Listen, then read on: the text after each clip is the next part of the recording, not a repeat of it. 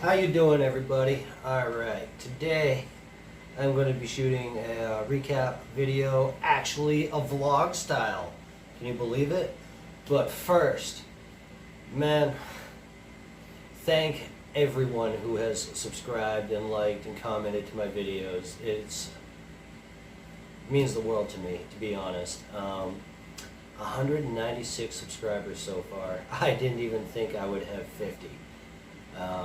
So thank you guys. You guys are awesome. It's all for you.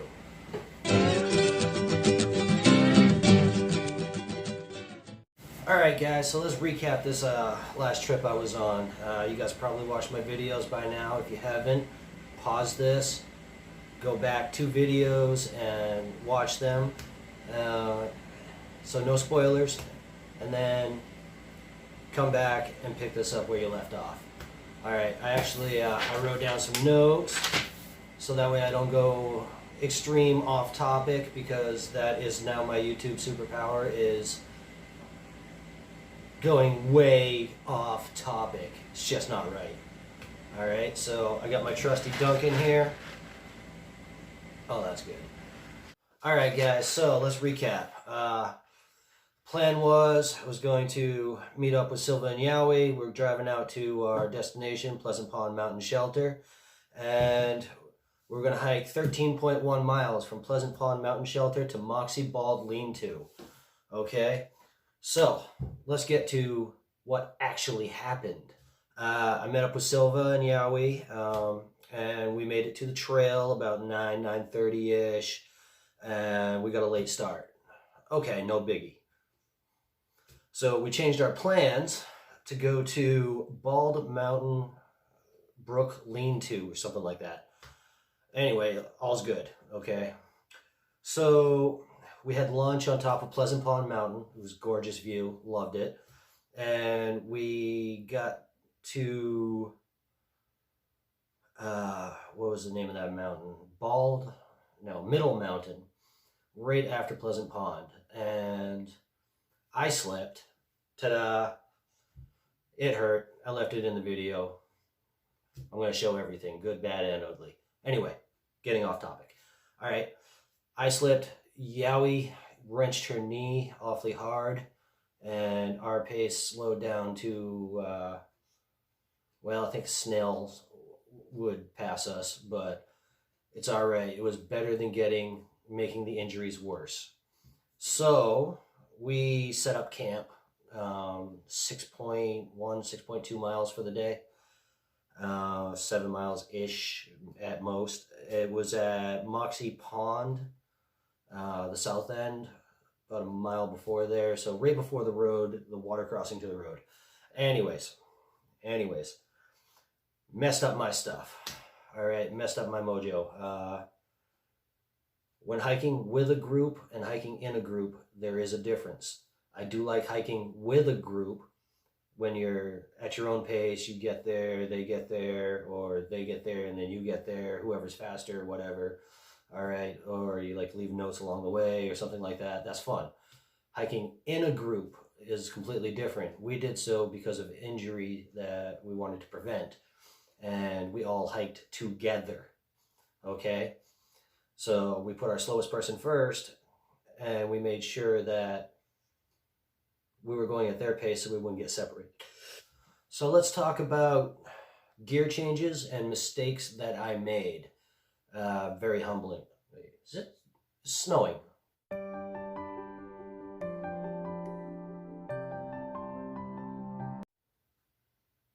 Go figure. All right.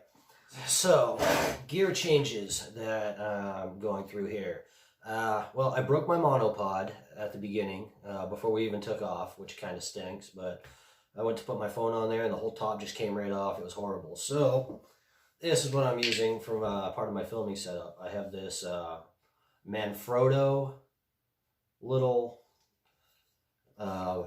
tripod, and I have this little clip here for my cell phone. That's what I film with. All right, change number 2. All right, getting to camp and setting up and stuff, when it got down to about 28 degrees, pad straps for your quilt if you use a quilt. All right, pad straps are awesome if you use them. Don't forget to use them, because I did, and happily I had a sleeping bag liner in there. But yeah, so yeah, I have one. I came home and I made a second one because you really need to when the weather is cold. All right, guys, change number 2. All right, simple things. Old trusty and faithful for me is for a long time has been this. This is the Petzl E-Light. All right, I love this light. I really do. It's bright enough. This is the new version, so it's not like 20 lumens. But this thing is bright enough. It's super easy to use. All right, it's got a red light, and this thing you can pose all around. I do like this light, but I don't want to have to go get batteries all the time. And this thing tastes like watch batteries or something like that. So I got the Petzl Bindi. Okay, rechargeable, plenty bright enough. All right, great light so far. Jesus. Ooh. Anyway, great light, really light. I haven't weighed it yet or anything, but I do like this little cord and stuff, so it works out great. All right, quick change number 3. First time I've ever used hand warmers while backpacking, and I'll tell you what, these things were lifesavers in the morning. Man, just being able to crack them open and have them in your pockets while you're just starting to warm up for the day. And I had some in my in my quilt with my electronics and my water bottle and some my EpiPen, my water filter. It was awesome, really was. Where am I at now? Change number 3. Okay, you guys know what this is. This is an Ultra Timp 1.5. Really comfortable, aren't they? They are also extremely slippery up here in Maine. Wet roots and rocks. Jesus Christ. My feet came out faster than Clark Griswold's sled. Yeah, so these I will be changing out to the Ultra Lone Peaks because of the grip.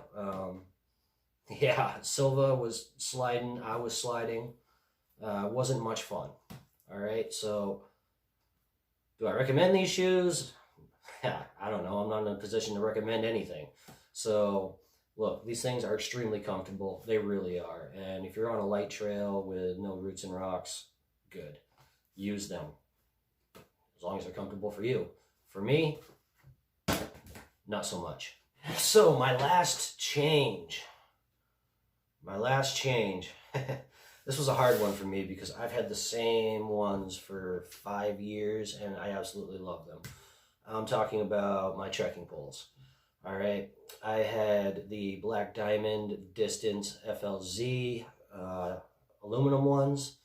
I had them for 5 years and I was hoping to get 6 out of them. Unfortunately, they just, after that fall, I noticed like they were just wobbly. I was making just extreme rookie mistakes with my tent. That'll bring me up to this point here. I am not changing any of my big 3. I loved my pack. I loved my quilt. I loved my inflatable pad. My tent, I do love, but I need more experience with it. I do not have enough experience with a single wall tent at this time. All right, I've been trying to practice set it up and stuff like that. It's hard to get outside, especially right now and here in Maine because, well, we got snow and we had ice last night. It's been super cold. Pretty sure all of you guys who can relate. Yeah, so my trekking poles.